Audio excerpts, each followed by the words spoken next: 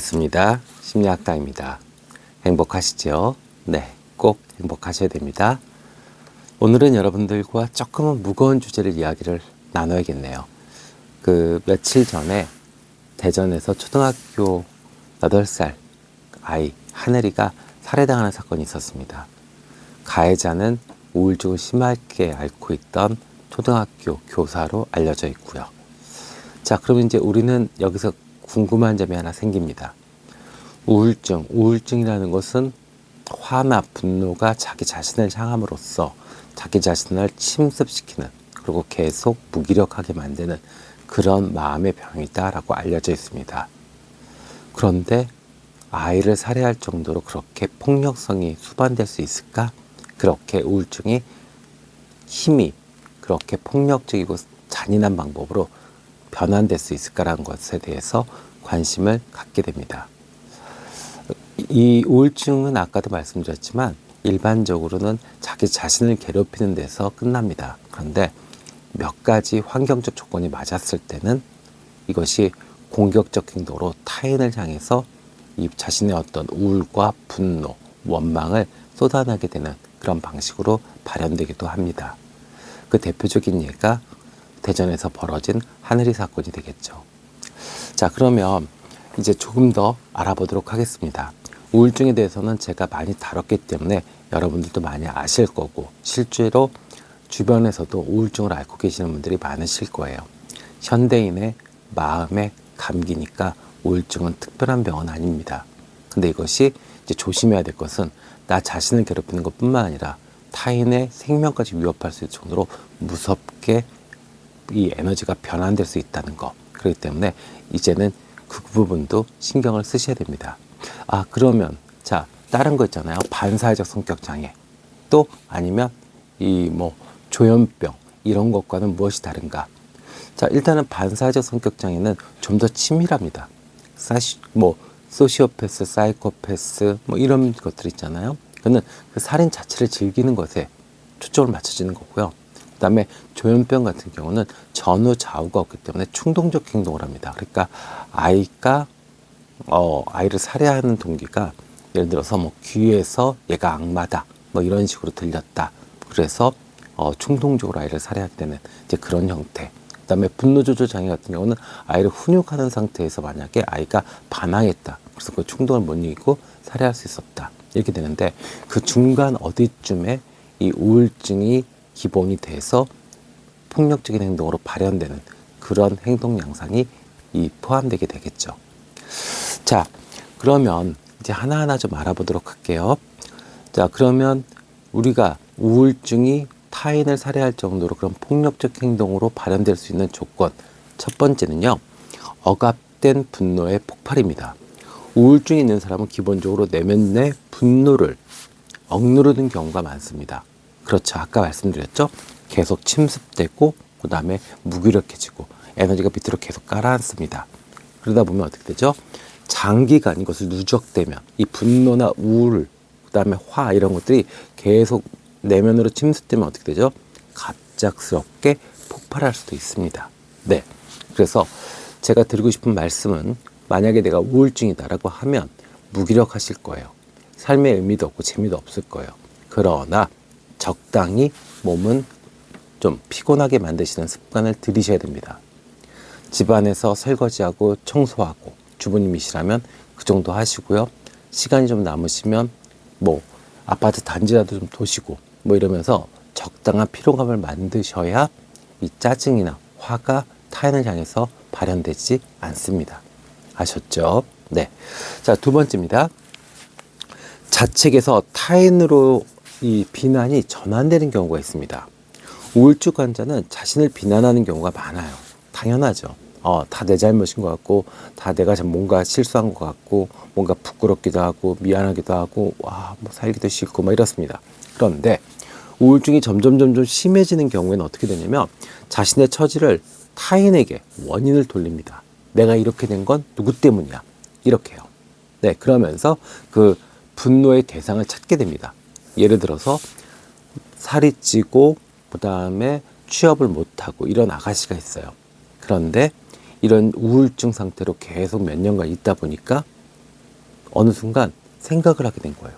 아, 맞다. 나를 이렇게 살찌게 만들고 나를 이렇게 무기력하게 만든 건 우리 엄마였어. 그래서 그 엄마를 가학하기 시작합니다. 이제 죽기 전까지 계속 때리고 괴롭히는 그렇게 되는 가정 환경의 예도 저는 상당 사례로 봤습니다. 그래서 이런 분들한테 제가 드리고 싶은 말씀은 뭐냐면 원인을 찾지 마세요. 네, 그냥 삶은 그냥 적응하시면 됩니다. 그 적응하는 게 기분 내키는 대로, 감정이 땡기는 대로 하는 것이 아니라 어떻게 해요? 가장 좋은 태도. 그러니까 지금 이 상황에서 원인 찾고 결과 찾고 그다음에 누구한테 원망의 대상을 찾을 것이 아니라 지금 이 상황을 대응하고 적응하는 데 있어서 가장 좋은 태도는 무엇일까? 그럼 난 그 태도를 선택해서 난 그것만 하면 돼요. 결과가 어떻게 되든 내가 감당할 문제도 아니고 원인은 더더군다나 내 문제도 아니에요. 만약에 그 뚱뚱하고 취업 못하고 그런 아가씨가 원인이 엄마였다 치더라도 그 엄마를 내가 어떻게 할 수는 없잖아요. 그죠? 결국 한다는 게 어떻게 한다는 게 엄마를 괴롭히고 때리고 거의 죽기 전까지 가학하는 건데 그건 나한테 정말 좋은 태도는 아니거든요. 삶을 살아가는 데 있어서. 그렇죠? 그렇다면 내가 할 수 있는 것은 딱 그거예요. 지금 상황에서 가장 좋은 태도를 선택하는 것밖에 없습니다. 그것이 내 삶을 지키는 것이고 나의 존엄성을 지키는 유일한 방법이 될 수 있습니다. 아셨죠? 그래서 자꾸 원인을 찾으려고 하지 마세요. 원인을 찾다 보면 나에서 다시 타인으로 넘어가게 됩니다. 그러면 공격성이 증가되겠죠. 자, 세 번째입니다. 충동 조절 능력이 저하되기 시작합니다. 우울증이 심해지면 전두엽 기능은 확실히 저하됩니다. 이러다 보면 어떻게 되죠? 충동 조절 능력이 떨어지게 됩니다. 그래서 자신도 예상치 못한 상황에서 불뚝불뚝 폭력적인 행동이 나타날 가능성이 높아지죠. 이것은 본인이 자각할 수 있습니다. 내가 왜 이렇게 과격해졌지? 내가 왜 이렇게 못된 말을 하지? 내가 왜 이렇게 액션이 커졌지? 네, 하십시오. 그래서 항상 생각하셔야 될 게 이 상황에서 이 반응이 옳은가? 원인과 결과. 아까 얘기했죠? 내가 불행한 것에 대한 원인을 찾는 것이 아니라 그것은 주로 타인이나 환경에 대한 원인을 찾게 됩니다. 그거 아니고 지금 내가 어떤 충동 조절에 있어서 자, 이 자극이 왔는데 이 행동이 맞는가? 너무 과하지는 않은가? 아니면 좋은 반응인데 나 혼자 오해해서 나쁜 반응, 부정적 반응으로 나오는 건 아닌가? 이거를 항상 좀 판단하셔야 돼요. 판단하고 행동하셔도 됩니다. 네, 감정 표현, 피드백 늦게 한다고 잡아가는 거 아니에요. 오히려 이럴수록 더 내 삶이 평온해지고 안정적일 수 있습니다. 그러니까 제발 좀 이 자기 자신이 충동 조절 능력이 좀 저하되어 있다는 걸 인지하시고 자극과 반응에 대해서 관심을 가지셔야 합니다. 아셨죠? 네. 자, 네 번째입니다. 스트레스와 환경적 요인이 결합될 때 우울증 환자가 공격적인 행동을 나타나기도 합니다. 자, 실직, 그 다음에 부부 갈등, 뭐 친구들과의 어떤 소원한 관계, 오해, 그 다음에 과중한 업무 등 외부 스트레스가 우울증과 결합을 하게 되면 결국 어떻게 돼요? 공격성이 폭발됩니다. 그래서 이럴 때는 어떻게 해야 되냐고요? 사회적 접촉을 좀 줄이는 게 좋습니다. 그리고 또 스트레스를 좀 피하셔야 됩니다. 그러니까 내가 할 수 없는 거라면 조금 내려놓고 그거 모르겠는데 미안해, 그거 내가 잘 못할 것 같아, 도와줘, 이런 식으로 내가 할 수 없는 것들, 또 대응할 수 없는 것들은 인정하고 빨리 뒤로 물러서셔야 됩니다. 근데 그것을 누군가의 어떤 압박이나 사회적 지위, 역할 때문에 계속 끌어안고 있다 보면 어느 순간에 폭발하게 됩니다. 주부님도 마찬가지예요. 아이들 공부 같은 거 신경 못 쓴다, 학원 같은 거 신경 못 쓴다 그러면 남편분한테 얘기하세요. 내가 학원을 이렇게 애들 보냈는데 잘 모르겠어. 자기가 주말에 학원도 좀 알아보고 아빠들한테 물어보고 해서 결정해줘. 그러면 돼요. 예, 내가 안 한다 그래서 지구가 멸망하고 그러지 않습니다. 그리고 내가 안 한다 그래서 비난하지도 않아요. 그러니까 차라리 못하고 잘 안 되는 것을 끌어안고 있으면서 자신도 괴롭히고 타인도 망가뜨리는 것이 더 문제가 됩니다. 아셨죠? 그래서 이럴 때는 스트레스를 줄이시고 그 다음에 좀 못하는 것은 못한다라고 인정하시는 게 좋습니다. 5번째입니다. 사회적 고립, 그 다음에 왜곡된 인지요. 사회적 고립이 심화될수록, 그죠? 이럴수록 피해의식을 가질 확률이 높아집니다. 그래서 실제로 이 여교사도 그런 이야기를 많이 했다고 그러죠. 왜 나만 불행한데? 왜 나만 불행하냐고. 뭐 이런 식의 대화들을 많이 했다고 하죠. 그래서 대부분 이렇게 왜곡된 인지를 가지신 분들은 세상이 나만 괴롭힌다, 나만 불행하다, 이렇게 왜곡된 인지를 갖게 됩니다. 그러면 어떻게 되죠? 당연히 분노, 저항하고 싶은 마음이 생깁니다. 그래서 폭력적 행동이 생길 수밖에 없죠. 자, 이런 분들한테 저는 이렇게 말씀드립니다. 삶은 누구나 괴롭다. 부처님한테도 괴로웠고 예수님한테도 괴롭고 소크라테스한테도 괴로웠다. 공자님도 그랬다. 당신이 무엇인데 매일매일 꽃길만, 매일매일 공익광고처럼 살아갈 수 있다라고 확신하고 그러지 못하면 화를 내냐, 우울해하냐? 아니다. 삶은 원래 불행한 것이다. 그럼 죽어야 되냐?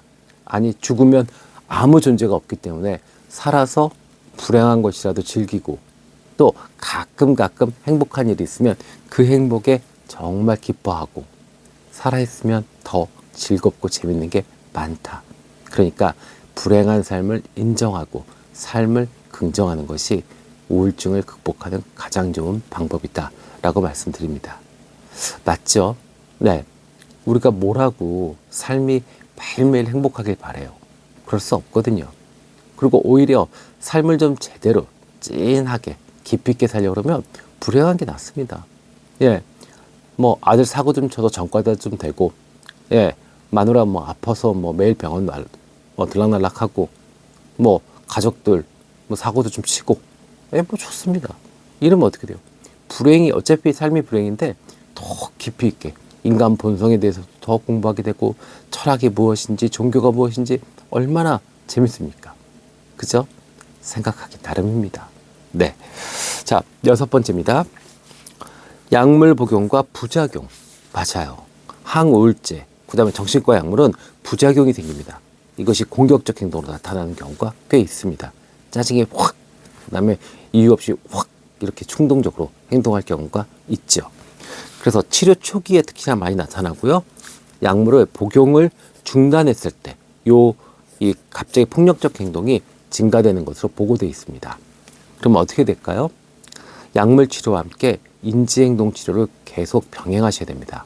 저와 함께 이런 식으로 어떤 상황이 딱 그러면은 자신이 생각했던 거 있잖아요. 거기서 반대로 생각해 계속 이렇게 철학이나 논리나 종교 이런 걸로 계속 바꿔줘야 됩니다. 예, 그래서 이 어떤 인지의 회로 자체를, 예, 자동적 인지 과정을 차단시키고 새로운 인지 루트를 만들어 놔야 돼요. 그래야 이 우울증에서 벗어날 수 있고 또 이 폭력적으로 행동하는 것으로 발전한 것을 막을 수 있습니다. 그래서 또 저는 추천하는 게요, 명상, 종교, 요가 이런 거 추천합니다. 왜요? 삶의 의미를 찾을 수 있으니까요. 네, 우리가 모르면 불안합니다. 모르면 불안하고 불안하면 화가 납니다.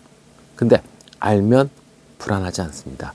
불안하지 않으면 화도 안 납니다. 우울하지도 않아요. 삶에 대해서, 내가 누군지에 대해서 안다면 분명히 지금 겪고 있는 마음의 병들은 거의 대부분 나을 수 있습니다. 그래서 인지행동 치료 중요하고요. 어떤 삶의 의미를 줄 수 있는 명상, 요가, 종교 이런 거 너무 좋죠. 자, 7번째입니다. 대상이 특정될 수 있습니다. 어떻게요? 가까운 관계, 그러니까 부부관계에서 남편, 나를 받아줄 수 있을 거다라는 확신이 있으니까. 또 약자, 지금 같은 경우 교사가 가장 어린 8살 아이를 대상으로 했죠. 그죠? 그 다음에 동물, 무고한, 네, 아무, 네, 관계 없이 해맑은, 네, 너무 행복해 보이는, 네, 이런 대상을 타겟으로 해서 공격적 행동을 보일 수 있습니다.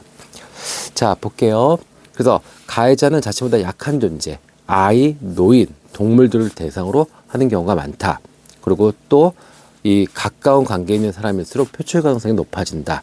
그래서 가족이나 동료, 그 다음에 친구, 이렇게 학생, 이렇게 될 수 있죠. 그래서 또 이 무고한 제3자가 분노의 표적이 되기도 한다라고 알려져 있습니다. 그러면 어떻게 이것은 우리가 좀 조절할 수 있을까요? 이거 자기가 압니다. 내가 폭력적 행동이 갑자기 나타나진 않아요. 이렇게 증가하게 됩니다. 그러니까 에너지가 한번 빡 하고 그쪽으로 가요, 길이. 그러면은 처음에는 뭐 물건을 집어 던졌다가 그 다음에는 무엇인가를 뭐 찢었다가 뭐 부셨다가 막 이런 식입니다. 그러다 보면 알아요. 아, 내가 상당히 폭력적으로 변하고 있구나. 그러면 그때는 정신과 치료에서 약물을 조금 더 처방을 받으셔서 드시고 또 이렇게 인지행동 치료를 받으시면서 이 분노 조절의 게이지를 좀 낮추셔야 됩니다. 누구나 화나요. 누구나 우울하고요. 누구나 분노할 수 있습니다. 그렇게 세상이 돌아가고 있으니까요. 그런데 이것을 내가 인지하지 못하고 그냥 자연스럽게 놔두면 이 폭력이 발전하게 됩니다. 그 폭력이 발전하는 과정이 결과가 결국 어떻게 돼요? 무고하고 어리고 해맑은 8살 아이를 살해하는 지경까지 이르게 됩니다. 안타깝죠. 내가 분명히 아팠는데 가해자 입장에서, 선생님 입장에서는 내가 분명히 정신적으로 아픈 사람이었는데 결국 누군가를 살해하는 범죄자가 되고 말았습니다. 그래서 마음의 감기인 이 우울증 잘 관리하시고요. 특히나 이 폭력으로 전환되는 그 과정을 차단하셔야 됩니다. 자, 정리 좀 할게요. 자, 우울증은 주로 자기 자신을 괴롭히는 마음의 질병이다. 맞죠? 그런데 이것이 폭력적인 행동으로 나타나기도 한다. 그래서 무고한 대상, 또 약자, 가까운 사람에게 공격적 행동을 보일 수 있다. 그래서 이렇게 대전의 초등학생 살해 사건처럼 정말 끔찍한 살해 사건으로도 연결될 수 있다. 그러면 그 조건은 어떻게 되느냐? 첫 번째, 억압된 분노의 폭발이다. 너무 오랫동안 억압된 분노가 있다. 그러면 갑작스럽게 폭발할 수 있다. 두 번째, 자신이 자신을 자책하던 습관에서 타인을 비난하는 어떤 원인을 타인한테 전가하는 방식으로 인지전환이 생긴다. 세 번째, 충동 조절 능력이 상실된다. 전두엽의 기능으로 충동 조절 능력이 상실됩니다. 자, 네 번째, 스트레스와 환경적 요인, 스트레스가 증가하고 어떤 환경적 변화라든지 이런 것이 있다면 분명히 폭력적 행동으로 발전할 수 있다. 다섯 번째, 사회적 고립과 왜곡된 인지, 사회적 접촉이 줄어들게 되고 또 왜곡된 인지가 생겨서 나만 괴롭고 나만 불행하다라고 느끼면 어떻게 된다? 타인을 공격할 수밖에 없게 된다. 자, 여섯 번째, 약물 복용과 그에 대한 따른 부작용. 그래서 항우울제나 정신과 약물이 분명히 폭력적 행동을 유발하는 원인이 될 수 있다. 그래서 인지행동 치료와 함께 병행해야 한다. 일곱 번째, 폭력적 대상의 특성이 있다. 그래서 가까운 사람, 약자, 또 무고한 대상들에 대해서 공격할 수 있는 특징을 가지고 있다. 이렇게 됩니다. 그렇죠? 자, 그래서 오늘 여러분들과 나눈 이야기의 어떤 핵심은 내 마음의 어떤 우울함, 무기력함, 그리고 자기 자신을 자책하는 그런 마음, 그런 것들을 조금 받아들이시는 것이 좋습니다. 그리고 정말 마지막으로 제가 드리고 싶은 말씀은 삶이 괴롭다는 것, 세상이 내 뜻대로 되지 않는다는 것을 인식하시고 내가 할 수 있는 것은 자극에 대한 나의 반응, 가장 좋은 태도를 선택하는 것, 이것뿐입니다. 이것만 지키셔도 삶은 건강하고 행복할 수 있고 좋은 관계를 맺을 수 있습니다. 오늘도 행복하시고요. 함께 해주셔서 감사합니다. 지금까지 심리학당이었습니다.